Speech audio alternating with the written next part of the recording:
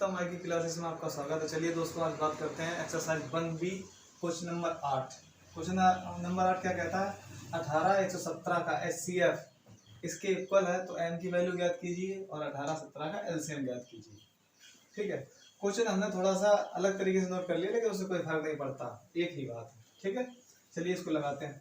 तो सबसे पहली बात है कि HCF ज्ञात कीजिए, 18 17 का HCF तो कहीं ज्ञात कर लो।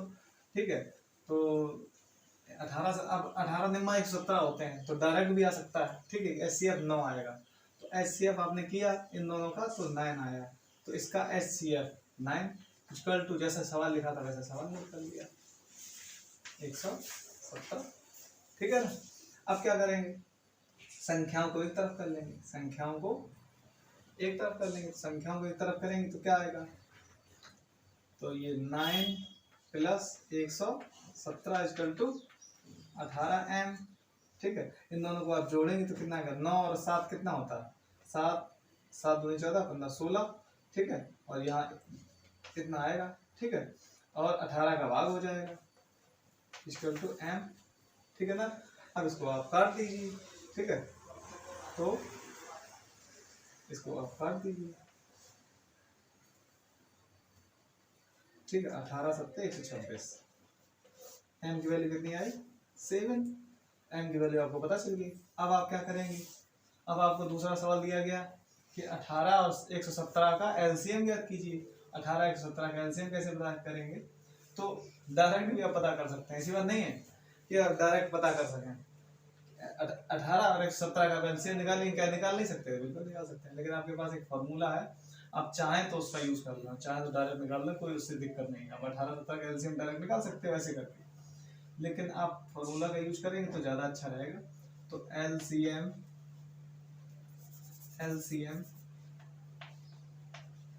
Into HCF equal to first into second. LCM आपको निकालना है, HCF आपको पता चल गया कितना HCF है? 9। ठीक है, इन दोनों का HCF आपको पता चल गया 9 इक्वल टू पहली संख्या कितनी है? 18, दूसरी संख्या LCM 18 गुणा 117 9 दूनी 18। ठीक है, LCM इक्वल टू इन दोनों को मल्टीप्लाई करेंगे, 7 दूनी 14 की 4 से लगेगी 2 एकम 2 और 1 3 और 2 एकम 20 का LCM आया। ठीक है दोस्तों, तो क्वेश्चन नंबर 8 लग गया, आपका कंप्लीट हो गया। चलिए नेक्स्ट क्वेश्चन देखते हैं। चलिए देखते हैं सवाल नंबर 9। इसमें क्या कहता है? संख्या 6 पावर n अंक 0 पर समाप्त हो सकता है। कहने का इसका मतलब क्या है? इसका कहने का मतलब ये है कि अगर 6 पावर n कर दें, मतलब 6 को बढ़ाएं, जैसे 6 पावर 1 किया, 6 पावर 2 किया, 6 पावर 3 किया, तो क्या कभी कोई ऐसी संख्या मिल जाएगी जो लास्ट में 0 मिल जाए, इसके लास्ट में 0 मिल जाए? ठीक है, 36 है, 36 संख्या 216। तो क्या कभी ऐसा होगा अगर बढ़ाते चले जाए, तो क्या कभी ऐसा होगा कि 6 पावर n करें और अंक संख्या और लास्ट में 0 मिल जाए? क्या कभी ऐसा हो सकता है? ये पूछना चाहता है। ठीक है, उसका ये तरीका है कि क्या अगर हम किसी क्रम में बढ़ाते जाएं, 1 से स्टार्ट करें बढ़ाते जाएं, तो क्या कभी ऐसा होगा कि जो है संख्या 0 मिल जाए अंत में? ठीक है, अंत समाप्त हो, 0 पर समाप्त हो। ठीक है, तो आप देखिए इस सवाल को कैसे लगाएंगे। आप इसको तोड़िए। 6 पावर n इसका मतलब होता है क्या कि 2 पावर n और 3 पावर n, यही तो है ना इसका मतलब।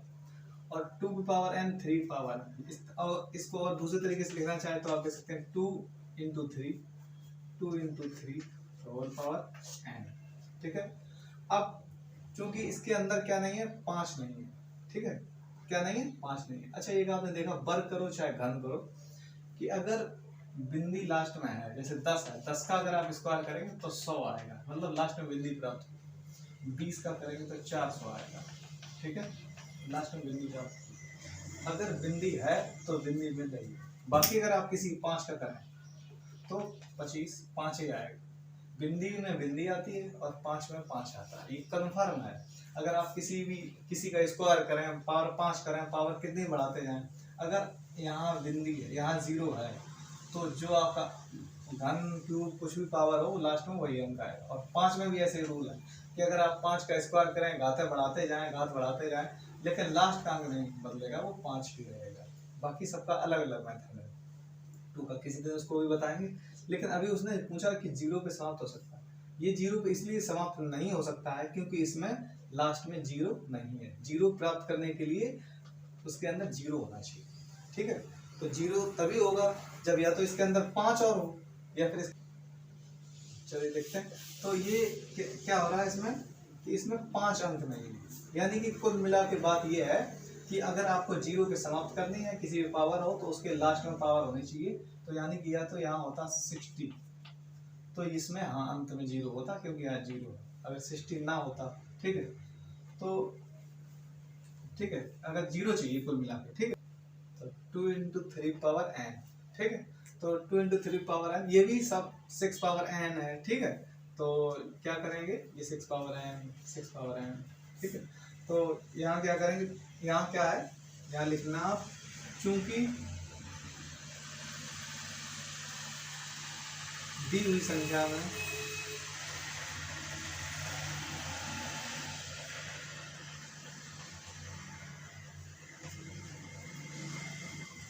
पांच नहीं है, अतः यह संख्या शून्य पर समाप्त नहीं हो सकती,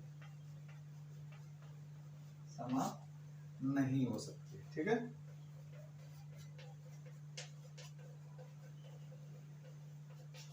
बस सिंपल सी बात। शून्य प्राप्त करने के लिए आपको शून्य चाहिए। अगर इसमें 5 और होता तो 5 में 10 एक बिंदी मिल जाती और फिर शून्य प्राप्त हो जाता। बस इतनी सी बात है। चलिए दोस्तों, सवाल नंबर देखते हैं 10। इसमें क्या दिया गया है, एक सवाल दिया गया ये और एक सवाल दिया गया है। पूछा गया है कि क्या ये भाज्य है, क्यों है। ये इस दो सवाल है, एक सवाल ये, एक सवाल ये। पूछा गया ये भाज्य क्यों है, ठीक है। तो भाज्य आपको बताइए, भाज्य वे संख्या है जो किसी से कट जाए, ठीक है, जो किसी संख्या से कट जाए तो वो भाज्य संख्या है। और जो किसी से ना कटे, स्वयं भी टेबल से कटे या एक से कटे, तो वो संख्या अभाज्य संख्या है। तो देखते हैं पहला सवाल, 7 इंटू 11 इंटू 13 प्लस 13, ठीक। तो अब आप इसको इसमें से कॉमन ले सकते हैं, जरूरी नहीं है आप कॉमन ही लें, आप इनका मल्टीप्लाई करके इसे ऐड कर दें, कॉमन से थोड़ा सरल हो जाएगा, ठीक है। तो दो ही संख्या को मल्टीप्लाई करना पड़ेगा, तो आप कॉमन ले लें, ठीक, इंटू 11 प्लस 1। आप इनका दो तीनों का मल्टीप्लाई करके ये जोड़ देंगे तो भी आंसर सही आएगा। अब आप क्या करेंगे, हाँ 13, अब ये 11 से 70 प्लस 1, ठीक है। अब आप क्या करेंगे, 77 और 78, ठीक है ना। तो अब इन दोनों का मल्टीप्लाई करेंगे, ठीक है। तो कितना आएगा, 4 1, ठीक, ये आया इसका मल्टीप्लाई, ठीक है। तो ये एक भाज्य संख्या है, लास्ट में 4 है ना, 4 2 से कट जाता है, तो ये संख्या भाज्य है। और आप यहाँ जरूर नहीं आप मल्टीप्लाई करें, अगर दो संख्याओं का मल्टीप्लाई हो रहा है, दो संख्याओं का मल्टीप्लाई होने से जो आंसर आता है वो सदैव भाज्य होता है, ठीक है। अगर यहाँ एक का अगर इसमें 1 होता है यहाँ तो 13 अभाज्य हो जाता है। तो ये भी एक भाज्य है, भाज्य के साथ जो संख्या है वो भी भाज्य ही होगी, तो ठीक है, जो कि भाज्य है, ठीक है ना, जो कि भाज्य संख्या, ठीक, आप लिख सकते हैं जो कि भाज्य संख्या, ठीक है। अब नेक्स्ट इसे लिखते हैं, नेक्स्ट कैसे, इस सवाल को लगाएंगे। तो 7 into 6 into 5 into 4 into 3 into 2 into 1 plus 5, ठीक है ना। इसको देखेंगे किस तरीके से लगाएंगे, इसको आप कॉमन ले सकते हैं या इन सब का मल्टीप्लाई करके 5 जोड़ दीजिए आंसर, तो भी सेम ही आएगा, तो सरल नहीं। तो आप 5 कॉमन ले लें, हो सकता है थोड़ा सरल हो जाए। तो आप बचेगा 5 6 और यहाँ 5 नहीं बचेगा, 4 3 2 1 प्लस 1, ठीक, क्योंकि 5 बाहर आ गया, जब बाहर आ गया 5 तो वहाँ 1 बचेगा, ठीक है। अब 5, अब इनका मल्टीप्लाई आप करिए। तो मल्टीप्लाई अगर आप करना चाहें जैसे कभी प्रॉब्लम, तो बड़े का छोटे के साथ मल्टीप्लाई किया जाएगा तो आपको आसानी होगी। तो 7 का 1 से करेंगे तो 7 ही आएगा, ठीक है। और 6 का 2 से करेंगे तो 12 आ जाएगा, ठीक है। 4 का 3 से करेंगे तो 12 आ जाएगा, ठीक है। 12 12 144 हो जाएगा। फिर 7 से मल्टीप्लाई करेंगे तो जल्दी हो जाएगा। 7 चौका 28, 2 7 चौका 28 29 30, ठीक है। और 7 1 7 3 10, कितना है 1008, ठीक है ना। तो आप कभी भी मल्टीप्लाई करें तो बड़े का छोटे के साथ करिए, बड़े का बड़े के साथ मल्टीप्लाई करेंगे ना तो थोड़ा सा टाइम लगेगा। ये कुछ तरीके होते हैं जल्दी से लगाने के। अब आप क्या करेंगे, इसमें 1 ऐड कर दीजिए। इनका मल्टीप्लाई आया 108, अब 5, अब इन दोनों को आप ऐड कर देंगे ना तो कितना आएगा 109, ठीक है। अब आप इनका जो ये भाज्य संख्या है, क्यों है, क्योंकि दो संख्याओं को मल्टीप्लाई हो रहा है। अगर दो संख्याओं को मल्टीप्लाई हो रहा है तो प्राप्त संख्या भाज्य संख्या होती है, ये रूल है। अगर दो संख्याओं का मल्टीप्लाई हो रहा है तो प्राप्त संख्या भाज्य संख्या होती है, ठीक है। तो आप इनका मल्टीप्लाई कर दें, 9 पना 45, ठीक है। 5 1 5, ये इसका आया जो कि भाज्य। कैसे भाज्य आपको लग भी रही, 5 से कट जाएगी संख्या, ठीक है। तो ये भी संख्या कैसी है, भाज्य, ठीक है। ये भी संख्या भाज्य है, ठीक है ना। दोनों संख्या भाज्य, समझ में आया ना। चलिए नेक्स्ट सवाल देखते हैं। चलिए देखते हैं सवाल नंबर 11। सवाल नंबर 11 क्या कहता है, किसी खेल के मैदान में चारों ओर एक वृत्ताकार पथ है। इस मैदान का एक चक्कर लगाने में सोनिया को 18 मिनट, जबकि इसी मैदान का चक्कर लगाने में रवि को 12 मिनट लगते हैं। मान लीजिए वे दोनों एक साथ एक ही दिशा में चलना प्रारंभ करें, कितने समय बाद वे दोनों पुनः स्थान पर मिलेंगे। चलिए क्वेश्चन नंबर देखते हैं 11। क्वेश्चन नंबर 11 क्या कहता है, किसी खेल के मैदान में चारों ओर एक वृत्ताकार पथ है। इस मैदान का एक चक्कर लगाने में सोनिया को 18 मिनट लगते हैं। इसी मैदान का एक चक्कर लगाने में रवि को 12 मिनट लगते हैं। मान लीजिए वे दोनों एक साथ एक ही दिशा में चलना प्रारंभ करते हैं, कितने समय बाद वे एक दूसरे को पुनः स्थान पर मिलेंगे, ठीक है। तो एक वृत्ताकार पथ, ठीक है। तो उसमें सोनिया, ठीक है, सोनिया तथा रवि, ठीक है, इसी पॉइंट से चलना प्रारंभ करते हैं। लेकिन रवि एक चक्कर को पूरा करने में 12 मिनट का समय लेता है, 12 मिनट, और सोनिया एक चक्कर पूरा करने में 18 मिनट का समय लेती है, ठीक है। इसका टाइम थोड़ा ज़्यादा है। तो टाइम ज़्यादा है इसका मतलब थोड़ा स्लो चल रही है। अगर टाइम ज़्यादा ले रही है इसका मतलब स्लो चल रही है, और टाइम कम है तो इसका मतलब थोड़ा फास्ट है, रनिंग फास्ट। तो ऐसे सवाल हम क्या करते थे, एक क्लास 8 में एक सवाल है कि 3 घंटियाँ हैं, कितने अंतराल में बजती हैं, तो कितने समय बाद वो एक साथ ही बजेंगी। तो ऐसे सवाल हम क्या करते हैं, एलसीएम का यूज करते हैं। एलसीएम का यूज करते हैं एक ही साथ मिलने के लिए, ठीक है। तो सोनिया को लगा समय बराबर कितना, 18 मिनट। तो सोनिया को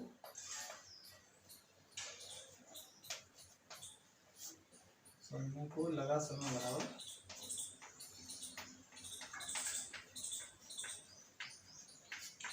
18 मिनट, ठीक है, 18 मिनट, ठीक है। 18 मिनट सोनिया को लगा समय बराबर 18 मिनट।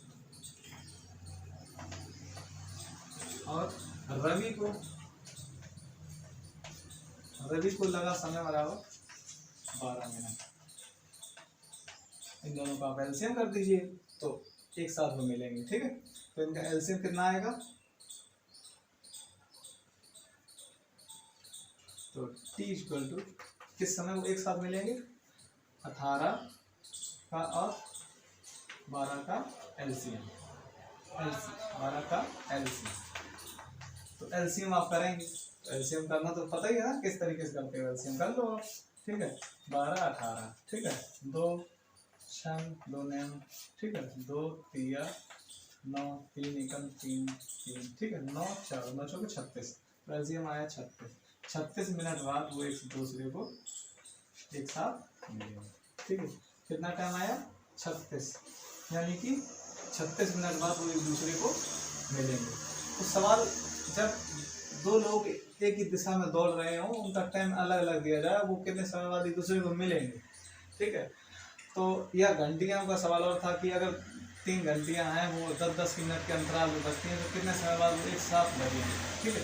क्योंकि एक समय ऐसा आ जाता है कि वो एक साथ बैठने का उनका टाइम कम ज़्यादा होता है ना, तो ऐसे क्या होगा कि ये दोनों दौड़ते रहेंगे, एक समय के बाद ये दोनों मिल जाएंगे एक दूसरे को। कितने समय बाद एक दूसरे को मिल जाएंगे? 36 मिनट बाद। ठीक है, ऐसे में एलसीएम का यूज करते हैं, तो दोनों किस समय बाद मिलेंगे? 36 मिनट। चलिए दोस्तों देखते हैं एक्सरसाइज 1B का सवाल नंबर 12। तो 12 में फिगर दिया गया और x और y की वैल्यू पूछी गई है। तो x की वैल्यू कैसे निकालेंगे? x इक्वल टू इन दोनों का मल्टीप्लाई कर दीजिए। ठीक है, 3 इंटू 195, तो आप मल्टीप्लाई करेंगे क्या आएगा? ठीक है, 5 3 15, ठीक है, 1 9 होते 27 और 1 28, ठीक है, 3 3 2 5। एक्स की वैल्यू आपको मिल गई। अब आप क्या करेंगे? बाई की वैल्यू निकालेंगे। आपको बाई की वैल्यू किस तरीके से निकालेंगे? बाई इक्वल टू 5 इंटू 30, ठीक है, उसी के आगे आप मल्टीप्लाई कर लीजिए। अब जैसे एक्स था तो इन दोनों को मल्टीप्लाई कर लिया, बाई था इन दोनों को कर लिया, बाई इक्वल टू 13 पंचे 80। ठीक है, तो ज़्यादा टफ सवाल नहीं है, फिगर वाले सवाल ज़्यादा टफ सवाल नहीं है। ठीक है, अब जैसे मैंने 12 सवाल बताया, तो 12 के बेस पे और कौन सा सवाल लग सकता है? तो जो है 13 सवाल, क्वेश्चन नंबर 13 14 सवाल बिल्कुल सेम है। तो आप जो है अगर मैंने 12 बताया तो आप 14 सवाल लगा सकते हैं। ठीक है, तो 13 हम बता देते हैं, 14 आपको लगा के दिखाना और कमेंट बॉक्स में लिखना है उसका आंसर क्या है। ठीक है दोस्तों, चलिए देखते हैं क्वेश्चन नंबर 13। चलिए दोस्तों देखते हैं क्वेश्चन नंबर 13 क्या कहता है? सवाल दिया गया ये और ये भाज्य संख्या है क्यों? आपको बताना ये संख्या भाज्य है क्यों है, ये संख्या भाज्य है क्यों है। तो पहले इसको लगाते हैं, तो 7 इंटू 13 इंटू 11, ठीक है, और प्लस 11, दोनों में 11 है तो आप 11 कॉमन ले लीजिए, 11 जो है आप कॉमन ले लीजिए, तो क्या आ जाएगा? 7 इंटू 13, अब 11 कॉमन चला गया, प्लस 1, ठीक है ना। अब आप क्या करेंगे? मल्टीप्लाई कर लो, 11 तो 11 ही रहेगा ना, और 13 7 91 प्लस 1, 91 और 1 92, 11 इंटू 92।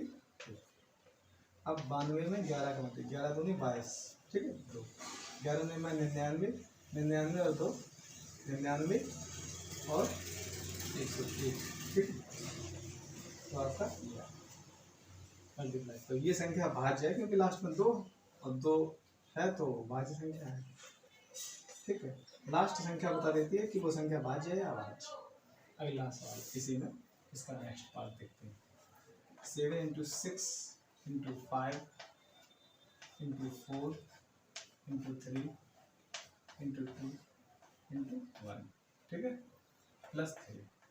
अब क्या करेंगे? इसमें 3 कॉमन है, 3 कॉमन ले लें, तो 3 कॉमन है तो दोनों जगह 3 कॉमन ले लो, 3 कॉमन लिया आपने, तो क्या 7 into 6 into 5 into 4 into 2 into 1 plus 1, ठीक है ना। अब क्या करेंगे? अब आप इनका आप यहाँ भी भाज्य लिख सकते हैं। क्यों लिख सकते हैं? क्योंकि 3 का मल्टीप्लाई करके किसी भी संख्या में 2 संख्या में मल्टीप्लाई हो रहा है तो वो संख्या भाज्य है। लेकिन आप पूरा कर लो, क्या है इनका मल्टीप्लाई किस तरीके से करेंगे? बड़ी का आप छोटी करिए, 7 1 7, ठीक है, 6 2 12, ठीक है, 6 2 12 5 चौको 20, ठीक है ना। अब क्या करेंगे? आप इन दोनों का मल्टीप्लाई कर लो, तो 12 दूनी 24 और 7 का मल्टीप्लाई करें कितना आएगा? 0, 7 चौको 28, 7 दूनी 14 15 16, ठीक, 1680 आता है। ठीक, तो आप 1680 आया ना, तो अब आप क्या करेंगे? 1680 नोट कर लो, 1680 प्लस 1, ठीक है ना। अब 3, अब ये हो जाएगा 1681, ठीक है ना। अब मल्टीप्लाई कर लो, तो 3 बन जाए 3, ठीक है, तो 24 2 आ जाएगा और 18 20 2 आ जाएगा 3 5, ठीक है। इसका मल्टीप्लाई करेंगे तो इतना आएगा। अब ये संख्या भाज्य है, भाज्य इसलिए क्योंकि ये 3 से कट जाएगी, ठीक है। तो 5 4 9 10 11 12 12 5 से 12 3 से कट जाता है, ये संख्या 3 से कट जाएगी, तो यह संख्या क्या है, भाज्य, ठीक है ना। तो जो भाज्य है तो ये संख्या प्रूव करके देख लिया मैंने कि ये संख्या दोनों भाज्य हैं, ठीक है। ये संख्या 2 है और इन संख्याओं का योग 3 से कट रहा है, तो ये संख्या 3 से कट जाएगी, तो ये संख्या दोनों भाज्य। और दोस्तों ये एक्सरसाइज यहीं पे समाप्त होती है। तो आप वीडियो आपको अच्छे लग रहे हैं तो आप कमेंट्स करते रहिए, और सब्सक्राइब आप नहीं करते हैं सब्सक्राइब करते रहिए, जिससे कि हम लोग मोटिवेशन होते रहते हैं, मोटिवेट होंगे तो और अच्छी वीडियो बनाएंगे। अगर आपको कोई भी प्रॉब्लम हो रही है, तो आप कमेंट में लिखिए कि मुझे ये सवाल या ये एक्सरसाइज कम समझ में आ रही, तो उसे हम दोबारा समझाएंगे। तो आप जो है कमेंट करते रहिए, कमेंट और सब्सक्राइब। थैंक यू दोस्तों।